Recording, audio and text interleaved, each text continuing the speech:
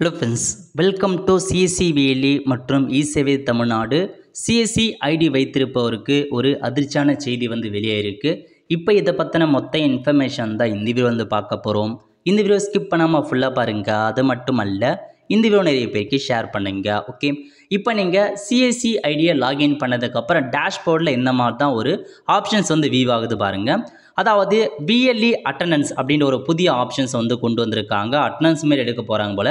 அதாவது CSC SPV need to take monthly attendance of active VLE with first transaction of every month. Kindly update your attendance through eKYC. அதாவது நீங்கள் ஒரு CSC ID வச்சுருக்கீங்க, சிஎஸ்சியில் பார்த்தா ஏதாச்சும் transaction பண்ண போகிறீங்க அப்படின்னா, ஸோ நீங்கள் இப்போ ஒரு மந்த்து ஸ்டார்ட் ஆகுதுன்னா எவ்ரி மந்த்து நீங்கள் டிரான்சாக்ஷன் பண்ண போகிறீங்க அப்படின்னா கண்டிப்பாக மந்த்லி அட்டண்டன்ஸை நீங்கள் கொடுக்குற மாதிரி இருக்கும் with first transaction of every month. So நீங்கள் மாதம் இப்போ ஸ்டார்ட் ஆகுது, 1ஆம் தேதி ஸ்டார்ட் ஆகுது, அன்றைக்கி ஏதாச்சும் ஒரு டிரான்சாக்ஷன் பண்ண போகிறீங்க அப்படின்னா ஸோ நீங்கள் பார்த்தா முதல்ல அட்டண்டன்ஸ் போடுங்க அப்படின்றத சொல்லியிருக்காங்க. இதுக்கப்புறம் எவ்ரி மந்த்து நீங்கள் அட்டண்டன்ஸ் போட்ட மாதிரி இருக்கும். எப்படி போனால் eKYC kindly update your attendance through eKYC. EKYC update பண்ணால் போதுமானது, மந்த்லி அட்டண்டன்ஸ் அப்டேட் ஆகிடும் அப்படின்றத கொடுத்துருக்காங்க. இதுதான் உங்களுக்கான ஒரு லேட்டஸ்ட் அப்டேட். ஸோ இதுக்கப்புறம் எவ்ரி மந்த் நீங்கள் சிஎஸ்சி மூலமாக டிரான்சாக்ஷன் பண்ண போகிறீங்க அப்படின்னா கண்டிப்பாக நீங்கள் அட்டண்டன்ஸ் பண்ணுற மாதிரி இருக்கும் இகேஒய்சி மூலமாக. ஸோ நீங்கள் அப்டேட் லேட்டர் கொடுத்துக்கோங்க.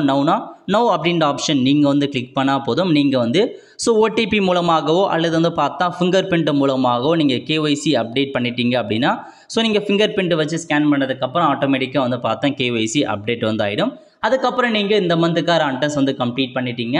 எல்லா டிரான்சாக்ஷனுமே நீங்கள் பண்ணிக்கலாம். இந்த மாதிரி ஒவ்வொரு மாதமும் நீங்கள் கண்டிப்பாக மொதல் நாளே அட்டண்டன்ஸ் போட்டுருங்க. ஏன்னா இகேஒய்சி கம்பல்சரி நீங்கள் அட்டண்டன்ஸ் போடுற மாதிரி இருக்கும்.